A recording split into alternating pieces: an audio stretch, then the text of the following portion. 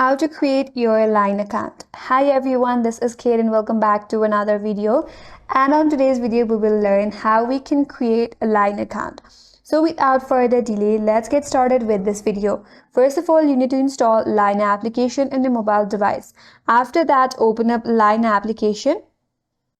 Once you land on this interface, you'll have two options to log in or to sign up. So tap on sign up button.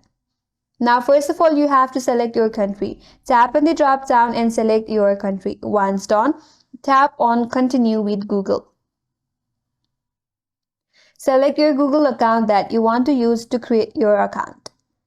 After that, tap on continue. Now, you'll be prompted to enter your name. So you have to provide the name that will be used at your display name and your profile media. Once done, tap on next.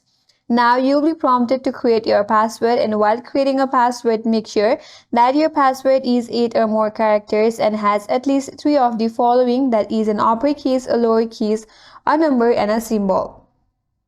Re-enter the password. Once you're done, tap on next. Tap and close. You can tap and cancel, and with that you have an account online and you'll be directly logged in.